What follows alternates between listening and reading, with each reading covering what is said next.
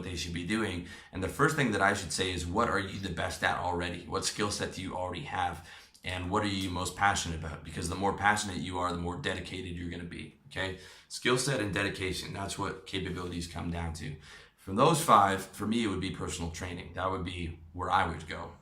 But you need to look at what you're best at. If you're like a real sharp math guy and you're young, you can learn programming quick and make a lot of money in that particular area. Or if you're a real talented artist and you want to go into web design, all depends on your particular skill set. And if you already have a natural marketable skill, then you definitely want to go into that area. So that's skill set, but dedication is a different animal. You also have to be realistic about how dedicated you are and how dedicated you can be when you push yourself. How much drive and energy do you have?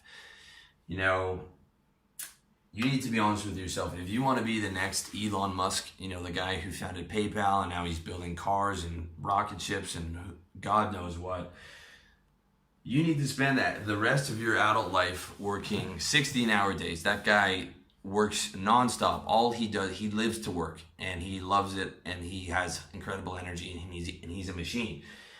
I wouldn't be able to do that. Even if I had his IQ, which I don't, or his business acumen, which I don't. That guy is in another fucking stratosphere.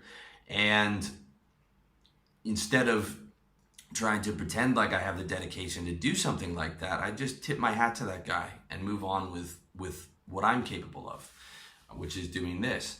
You know, I give him his respect and that's it. In my opinion, I'm a top 1% worker, probably a 0.1% worker, but guys like that are like 0.001% in terms of dedication. And that's outside of my realm of reality. I wouldn't want to work that much. And you got to be realistic with yourself of what you're capable of. Are you capable of doing 8 to 10 hours, 7 days a week? Most guys aren't. Even that is hard to do. And you really got to be honest with yourself, or you got to, you got to say, okay, I'm going to have to step it up and work a bit harder. But either way, you got to understand your skill set and your dedication and factor that into your capabilities and factor capabilities into your big decisions. Number 4, opportunity cost. Okay, simplest form of opportunity cost means the cost of not doing something else. Okay, everything you do every second of the day has an opportunity cost. Now, you don't want to live your whole life worrying about, if watching this movie, what opportunities it's costing you. What you do have to worry about is the major decisions, the ones that take up the most of your time and what they're going to cost you. So let's look at something like getting a girlfriend versus the player lifestyle. Okay, getting a girlfriend is not as big a decision as getting married, but it is a big fucking decision, okay? Because that could be the next 1, 3, 5, 10 years of your life. Seeing her 3 or 4 nights a week, that could potentially move to marriage and children. It could also end in heartbreak. I've got a reader of mine, a close friend, who's been living 6 months in hell after he broke up with his girlfriend, and that is very common.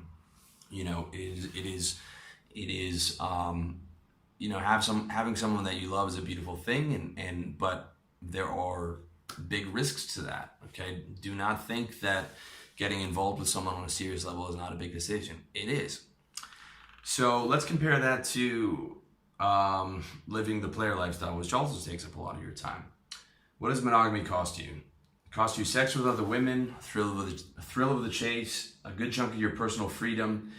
You're looking at about 3 to 4 nights a week, and you're going to spend a lot more money, even if she's paying her way, because all those dinners and movies and all that stuff. And trust me, if you think that you're not going to be spending more money, you will be. That's just how it goes.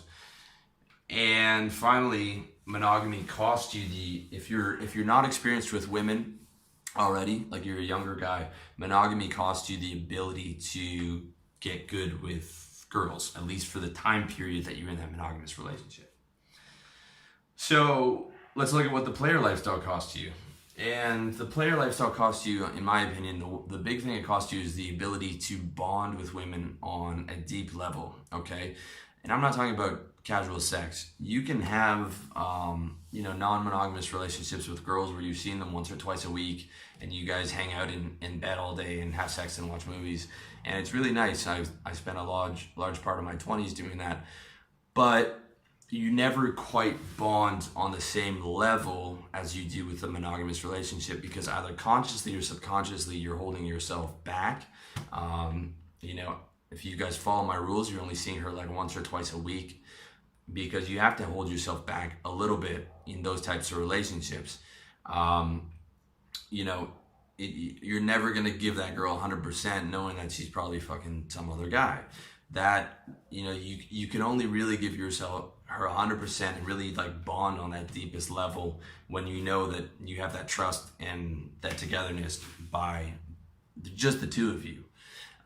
So that is a major opportunity cost of having that deeper level of trust and love that you don't get from the player lifestyle that you do get from a monogamous girlfriend.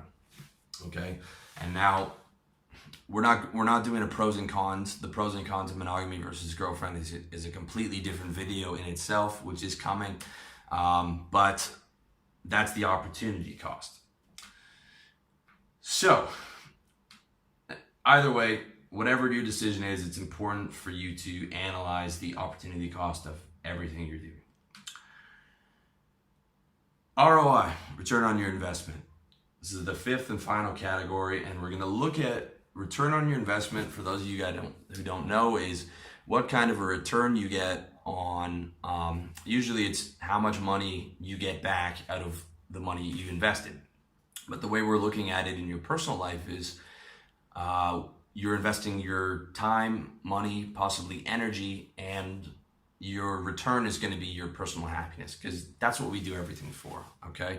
So when you're looking at that big decision, every big decision, I need to be thinking, how much happier is this going to make me? Is this going to make me 10%, 20% happier every day? If I don't think it has the possibility to do that, then my investment costs are not going to be worth that big decision.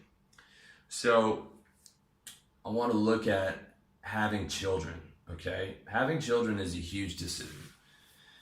Now, I know it sounds a bit ruthless to think about having children as through the lens of return on your investment, okay? But all we're talking about is your happiness. And no one has children for society or for the community or altruistically. Everyone acts in their own self-interest at all times, despite the fucking bullshit that comes out of their mouth. And everyone has children because they want them and they think it's going to make them happy.